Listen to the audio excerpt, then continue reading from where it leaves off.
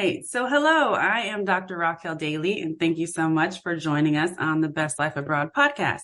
Today, we will be speaking with Harry, who relocated to Brazil, and he is going to share his insights and tell us all about his journey to moving to Brazil. So, welcome, Harry. Thank you so much for joining the Best Life Abroad podcast. Tell us a little bit about yourself and how you began just the idea of moving abroad. Absolutely. That's a great question. So, I am from South Carolina. I am from rural South Carolina, actually. So I am from the country, from the South and from the country. And so I've always had an interest in culture, but because I was from rural South Carolina, I had no way of sort of like exploring that or diving more into it. Particularly, it was Latin culture that I was interested in. And I was in when I arrived to college, UNC Charlotte, I remember meeting somebody in the residence hall whose family was from Puerto Rico, but she was Black. And well, her dad was Puerto Rican, but she was Black. She was as Black as me. And so it really,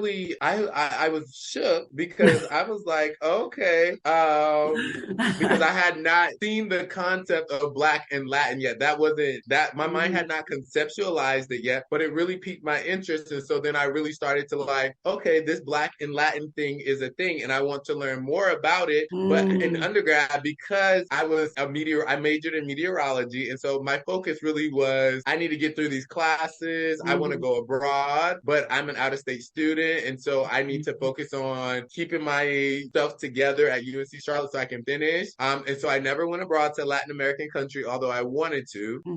And so once I graduated from UNC Charlotte and I went to Houston, Texas for AmeriCorps, my roommates were of Mexican descent. And so then I got reintroduced to like Latin culture via living with them. And then I started realizing that, okay, living in Texas, there's this large Hispanic population. There is Hispanic music going on all the time. I'm listening to it in the car. So then I decided to start learning Spanish, like, because I love languages. So I just started learning Spanish in 2013 in Houston because of that, and because I worked for a college access program, and a lot of the first generation college students were also from families whose first language is Spanish. All of those experiences influenced my desire to go abroad. So when I arrived to graduate school at Louisiana State University, I decided that I wanted to finally do an exchange program, and I did my exchange program in Colombia the summer of 2014, and that was the life-changing experience for me to be abroad, and it also helped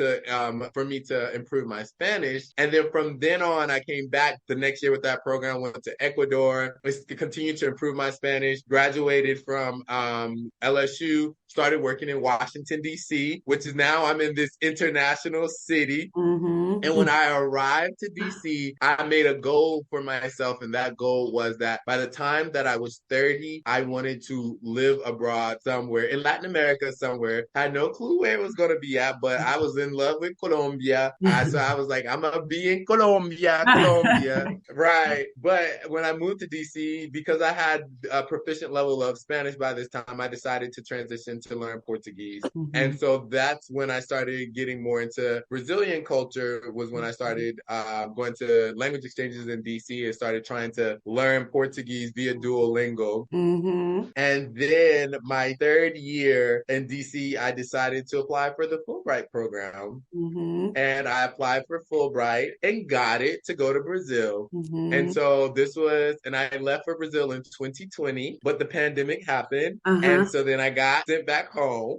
And so then what did I do in that spare time? I decided to reapply to Fulbright because I was home and jobless during the pandemic, right? I got sent home. So I applied again, went through the whole entire application process, and I got it again. And that is how I came to Brazil for this year in 2022. And I've been here since April, and I've been enjoying the experience ever since. It's been a great experience, but it hasn't always been an easy experience. And even though I'm here through a government funded program, right? But still there's some nuances, there's some things that I wasn't expecting. Mm-hmm. Given that I've already learned a lot about the culture, right? It wasn't like I was coming Mm-hmm. in blindsided because I had already visited Brazil several times before. Rio, Salvador, the black capital of Brazil, Mm-hmm. Sao Paulo. So these places, been to Carnival several times. Mm-hmm. So I was prepared, but I wasn't prepared. So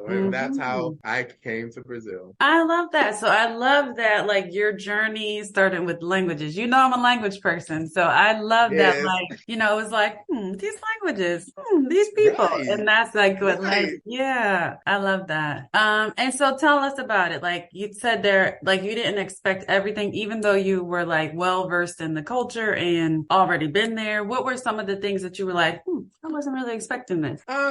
First of all, the heat. I lived in Yeah. Colombia. I lived in Colombia for the summer, so I know it gets hot, and I And you're from South recognize that. Carolina. But I'm from South Carolina, but Hmm. it's the access of air conditioning, access to air Yeah. conditioning, and we're so spoiled in the United States that we just like use Yeah. electricity like it is nothing. Yeah. And so here in Brazil, especially in the Northeast, it's really, really hot. And so I'm like in my apartment and I'm just sweating. And Hmm. like and I have to have the fan on. And even if the fan is not on, I may still sweat. Have the fan circulating. The fan is directly on me. I don't do that circulating fan. Like, no, I need all the air on me. And so it's just been that, when you go out and you're just sweating profusely, walking out, and in Latin America, like in the hot country, like people are taking baths like several times. You get home from being outside, you take a shower. Hmm. You about to go out, you take a shower. It don't be long Hmm. showers. It'd be like, just enough to get that sweat off your skin. Uh-huh. Get that sweat off your skin and move. Oh my Um, gosh. so that's one thing. And then Mhm. also like perceptions of what like here in João Pessoa at least of what poverty looks like because that I know that there is such a lot of in Brazil there's lots of poverty across the country, a lot of inequality because people who are rich really are rich and then the Mhm. people who are poor are poor. So because I've been here the last time and then I'm coming here now after the pandemic, or as the pandemic is ending, Mhm. and now I'm seeing more people on the streets than I did before, right? And so, Mhm. that was something that was like, oh, like Wow. I don't remember that being that many people on the street before in this city, which is a calm city compared to other cities in the northeastern region of Brazil where I'm located. Mhm. And so that was another thing. The Mhm. as well as the neighborhood that I live in, which is all of the students who I work with, they're like, "Oh, you live in the nicest or the richest neighborhood in João Pessoa," and I'm like, "Well, it looks pretty normal to me." Uh-huh. Perceptions of like what is rich and what is not, and for me, becoming from Mhm. my American privilege, which I do recognize that as well, that Mhm. this neighborhood to me doesn't look like a rich neighborhood. It looks like a regular, normal neighborhood that one would live in. You get what I'm saying? Mhm. But for Brazilians, their perception that this is a very like posh, neighborhood, considering that it is right next to the beach as well. Mhm. I'm so dealing with that as well, and then also other cultural nuances having to deal with sometimes like Brazilians not being as reliable Mhm. as what I'm used to. Mhm. And it just depends. It depends on the relationship that I have with the person. But if I'm just meeting someone, of course not. But I just as someone who's from the United States, we have a thing about like if somebody tells you they're going to do something, then they're going to do it. Like about keeping your word, and it's Mhm. not like they don't want to do that, but it's just that their culture is that we're going to be nice. We're going to be nice. We're not going to tell you no. We're going to tell you maybe. And so when you tell Uh-huh. me a maybe, I'm like a maybe for me is a possibility of Mhm. that. Yes. But for Mhm. Brazilians, when they're telling you maybe, it's a That no. means nah. Okay. Maybe is no because so Okay. different cultures like that and yeah, those are some of the little nuances that I've kind of like dealt with so not too Yeah. much, not too hard. Yeah. That's so that's so interesting. And I think the last time that I talked to you was 2020. You had Yeah. just come back from Fulbright and you were at home Yes. thinking about it. Yes. Yeah. Okay. So you told us like you made this decision. You're gonna go ahead and move. You reapplied for your Fulbright. So can you tell us about like for those who might be interested in Fulbright, can you tell us about kind of what the Fulbright process is and even also typically one of the main questions that I get is like, how will I make money while I'm abroad? abroad. If you feel comfortable, if you can touch on that too. Definitely. So I think that the Fulbright program is an exchange program between the United States and several countries in the world. So there are multiple countries that have agreements with the United States. And so the Fulbright is an exchange program. And so the program that I'm a part of is the Fulbright English Teaching Assistantship Program. And that is where Americans travel or live abroad for about 9 months and teach English in countries across the world where they have this agreement. But it also means that it depends on the country that they send citizens of that country to come to the United States to teach maybe French, maybe Spanish, maybe Portuguese in the case of Brazil, but also not only language teaching, but Fulbright also facilitates scholarship in research. And so there are Americans that are going to different countries to participate in research. There are professors that are going to other countries to perfect their own research or investigate a new research topic. And vice versa, there are folks from these other countries that are coming to the United States to either study undergraduate, master's degree, or doctoral programs, and as well as to do research, or they could be visiting professors that are sponsored by Fulbright as well, to work at different universities as well. And so it's all about diplomacy and facilitating those cultural exchanges. And so that's a little bit about Fulbright. And Fulbright does provide sort of like a stipend for those who participate in the program. And so that positive thing. But also for those of us who have the ability to work remotely as well, and remote jobs are now very much in style than they were before the pandemic. I think that's how a lot of folks are earning money. At least I know some folks that are abroad now, and I have some Americans that I met in João Pessoa, as well as a friend that I have that is also from UNC Charlotte, that they are working remotely. They're working remotely, and they're digital nomads essentially, right? And earning money. And I think that that's the new trend of being a digital nomad. And so my goal, hopefully one day, is to like be a digital nomad, because of course with the Fulbright ending, I have to return. But with the knowledge that I have, and of course knowing that there are plenty of opportunities for virtual work, my plan is to return abroad eventually to continue the life of being a digital nomad, because I really value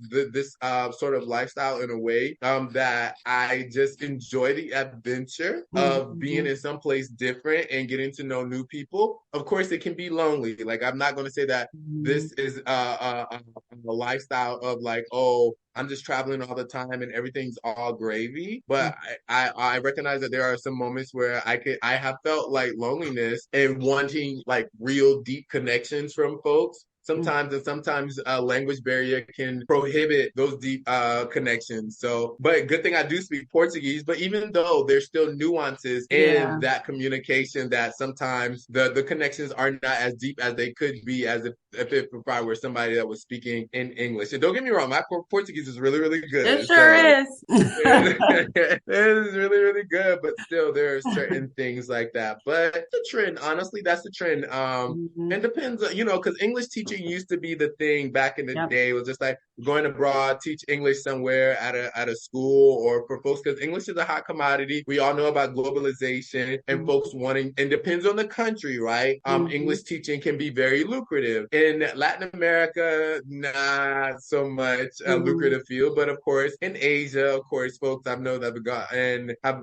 in the Middle East and Dubai, I believe they've have earned lots of money in those countries.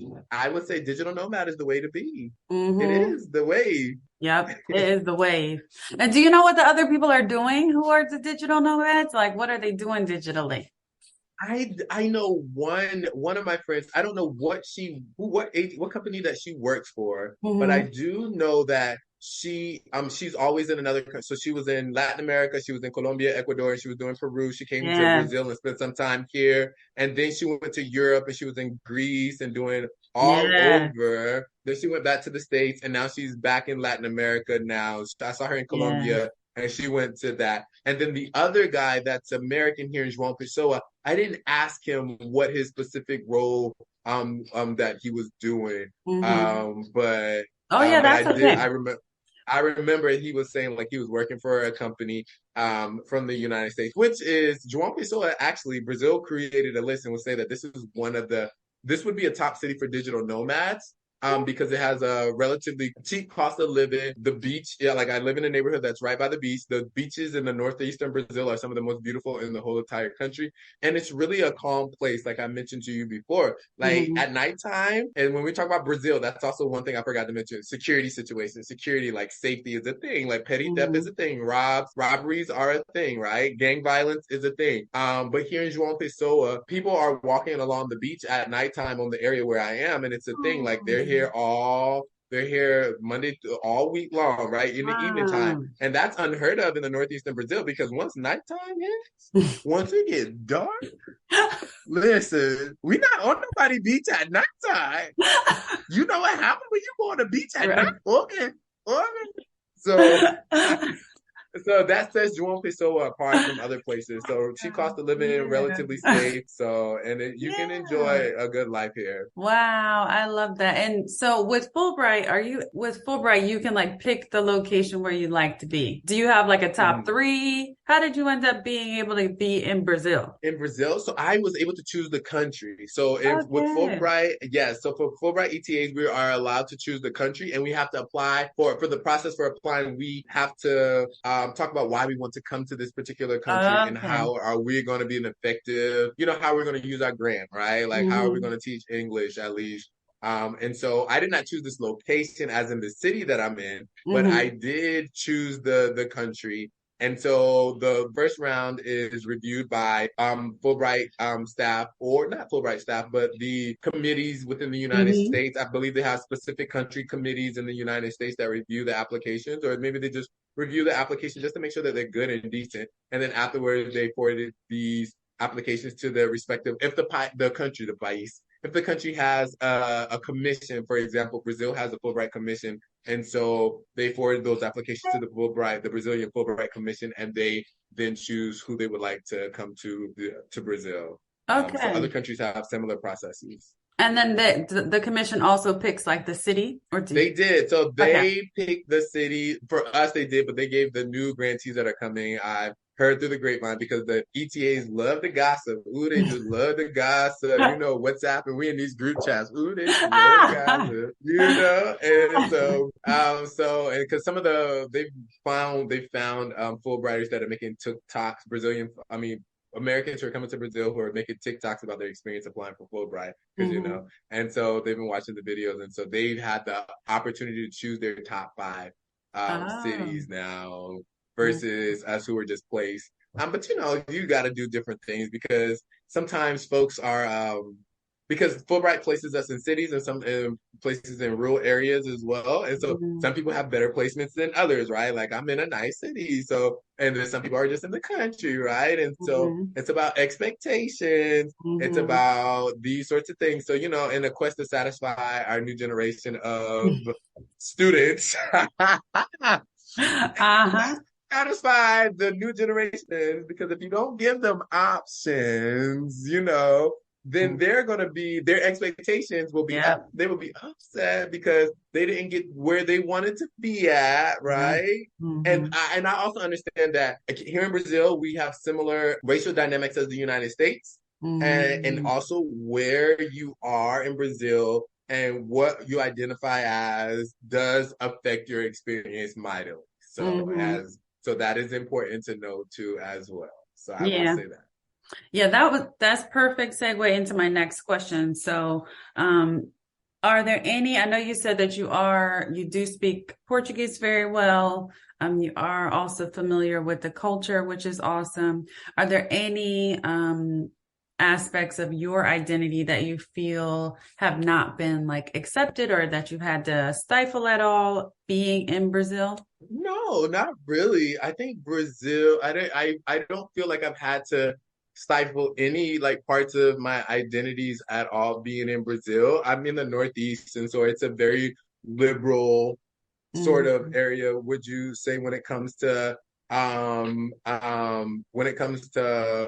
certain sort of like liberties. For instance, in João Pessoa, they have signs in every restaurant that says like discrimination against sexual orientation is not allowed, right? And so I was Ah. like, when I first got here, I was just like, oh, that's not in other parts of Brazil, like in the southern parts of Brazil, Wow. but in a lot of the restaurants, they have sort of like this sign to talk about like discrimination against I sexual love that. orientation is not is prohibited. And so I'm like, it's cool. We're up here in a progressive part of the country, and also the northeastern part of Brazil also are the ones that are more likely to vote for Lula because we're in election season in Brazil. Mm-hmm. And so that the first round occurred the first in like the end of September.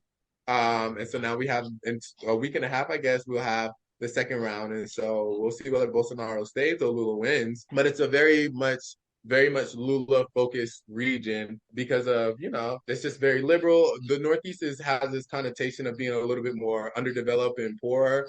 But that's because the southeastern region of Brazil has all the resources. You get what I'm saying? So Rio de Mm-hmm. Janeiro, Sao Paulo, Minas Gerais, Mm-hmm. they have a lot of resources, and so that's where the capital of Brazil was at a certain point in history.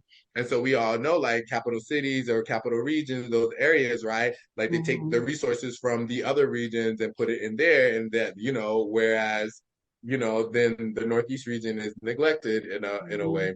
But I love Mm-hmm. being here. The people are really nice. The northeastern Brazil is where there's supposed to be the majority of the Black people. However, I would say in João Pessoa, it is not as much Black people as I thought that I would have encountered in João Pessoa. Like Okay. they're more so in Recife, which is a more southern, a larger city, and then also Salvador, which is like 15 hours away from here. Well, maybe 20 hours on the bus, a lot more. And then and folks don't talk about it, but actually the southeastern region, Rio, Sao Paulo, and Minas Gerais, and Espírito Santo, those regions actually have a lot of Black people Mm-hmm. because of especially Minas because of the gold and the coffee Mm-hmm. farms that they had in these regions. So those areas actually, when I go down and visit, I always see like people that look like me. Where like I be Mm-hmm. like, oh, they black, they Yeah. black, they black, they black. But here in João Pessoa in the region, the folks are a lot more mixed. So it's a lot more mixed. So the Mm-hmm. black people here are a little bit more fair skinned. The folks that do identify as Black, but they're here as well. It's really, I think for me, again, I have American privilege when it comes to like my identity as a Black man, and that helps to facilitate a lot of things because I met a lot of some of the African folks who they have a lot of like French Africans here from Cameroon, from Congo, from Mm-hmm. Benin that studied here because Brazil has this partnership with some of the African nations for them to study here. And so they like one of my friends she's an English teacher. She's from Cameroon. She grew up. She's from French-speaking Cameroon, but she went to a bilingual school there.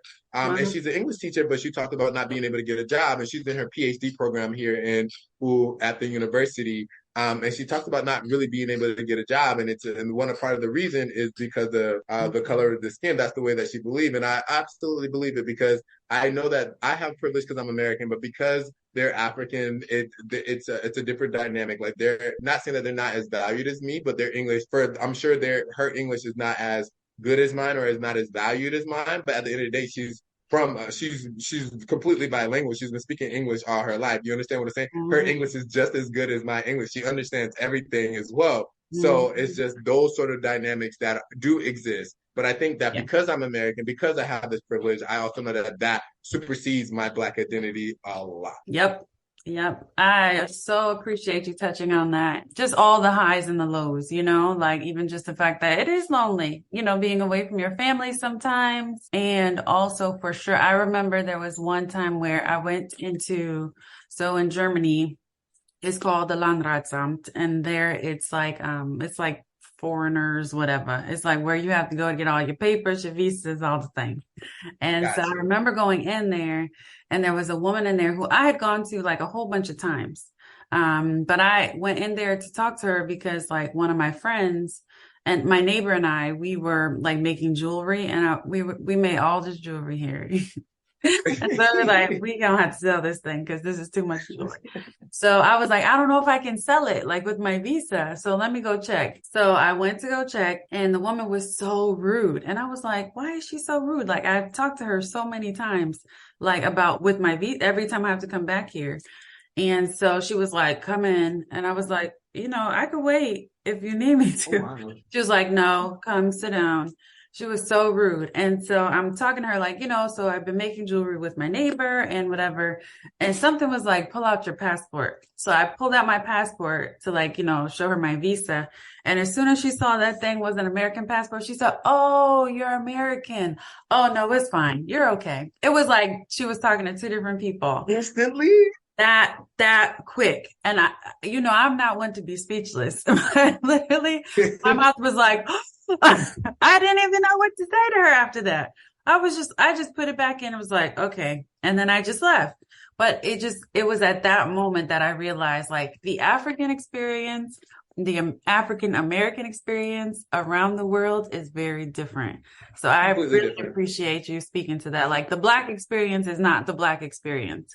Absolutely It not. can really vary based on how you identify as a Black person and where you are too. So yeah. Absolutely. Absolutely. My friend that came to Brazil, like I told you, that one from UNC Charlotte, and Hmm. she spent time here in Brazil. And for her, she absolutely did not enjoy her experience in Brazil because for her, she just saw Brazil as this place that it's good to visit, but not to live because the bureaucracy, there's a lot of bureaucracy here. I forgot to mention that. So much Hmm. so.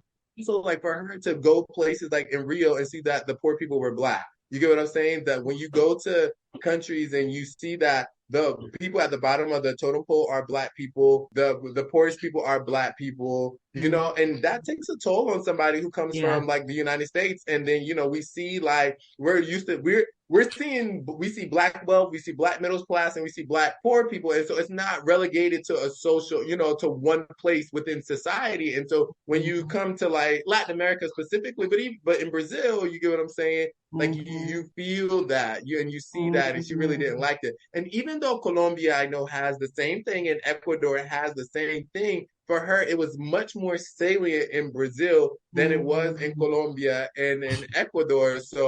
But for her, this experience was just not what it had needed to be. Yeah. Not at all. Yeah, that's really hard. I think also it's so interesting that you mentioned like about how you can like see the impact of COVID. That's crazy. Like that you were like right there, right before it happened, and then like here, like after it's been around some time and we've adjusted a little bit, but like visibly seeing that. And I think sometimes and like it has definitely impacted our lives in the US. There are so many people who are like in a different place financially than they were. Like, you read all these articles about engineers who are now delivering for DoorDash, but because it's not so visible sometimes, I think it's just so much easier to forget in the US where Mm-hmm. we like if we could really see the impact of it on our community too, I think it would be like staggering. But the fact that you can like visibly see there were not this many people on these streets before is so Absolutely. interesting. Thank you for sharing all of that. So, last question for you. Do you have any regrets? Do you have any things that you wish you would have done differently? Any things that you're like, this was so amazing? Anything? Just share any last thoughts for us. Last thoughts. I think that one of the main things that when moving abroad is, well, one, the ability to travel. So the ability to travel in country. So I've traveled to lots of different places within Brazil since I've been here, which was a really enjoyable experience to get to know the different, because Brazil is as large as the United States. And so to go to the different regions, I went to the Foz de Iguaçu, which is one of the seven wonders of the world, which was Mhm. really, really nice to visit as well. So I don't regret anything. I even brought my parents to Brazil, to João Pessoa, and they were here for 9 days during Wow. the rainy season, of course, and so it rained, and so they couldn't enjoy it as much, and we didn't do as much. We were in the hotel, and the hotel only had one English channel, and it was Fox News. So they was not about that life. But they appreciated the experience at the end of the experience because my mom definitely was going through culture shock because it's the first Mm, time they've been to a place where the folks did not speak English and they've been in a mm, place that long and not be able to communicate. And for us to be like the mm. tallest people around, because in the Northeastern Brazil, they're a little bit shorter. So now we're the tallest people around as Mhm. well. And so like all of these different factors that influence So their people experiences staring here. and things like And that. because when we're all walking together, you know how tall I am. And so my parents are like Mm, 5'11" respectively, right? And mm. so like it was just one of those things where people knew that we weren't from there based off how Yeah. tall that we were. And so and my parents They didn't like the food too much, but that's because they were Oh, only I eating love some breakfast a Brazilian lot. food. Because my parents are country, remember their country. So they were eat breakfast at the hotel and would eat so much because they don't know how to say no. And Brazilians like they eat, but they don't eat a lot for breakfast, right? Even if they have all this stuff out there, they're not going to eat a lot. But my parents, we America, breakfast is one of our most important meals. My daddy got a big plate. That man gonna stop that thing now. And so Ah. and so then they want to eat like this really nice dinner. But as you know, in Latin America, dinner is not the business. And breakfast is not the business. It is lunch that is the most important meal of the day. So they've been missing lunch the whole entire time, which is the best meal of the day. Yes. And I've also taken them to like one of the regional restaurants here, but they didn't think it was that good. And I think it's just culture shock. Like when you're in culture shock, that like the way the food tastes will be affected because you're Yeah, everything psychologically is you're being is affected. yes. Yeah, you can't get it. The last night I took them to a bougie restaurant, and that is when they say, "Oh, this is the best meal we've had here." On this bougie food, right? And I think it's because the atmosphere, the ambiance, they were in a place where they felt comfortable, and I think that might have all contributed to them feeling, like this was a great experience, right? But that was a good experience for them, and so I'm glad with that. And hopefully, I want to take them to Africa next year because I've been to Ghana already, and I want to take them to Ghana next year, Nice. hopefully. But I would say, like going abroad, like the thing is that you just have to be open. That is the advice that I can give Yes. you is that you're going to need to be open and you're going to have to adjust your expectations because if you do not, you will be disappointed. You will be disappointed. And if you get disappointed and if you stay in that space, like you can easily become depressed. You can easily not have a good time because your culture shock can take over and you start to feel all different types of emotions because your senses are already heightened because you're not understanding what's happening the majority of the time, and then you have to understand context that you didn't even have to understand before, like the safety, right?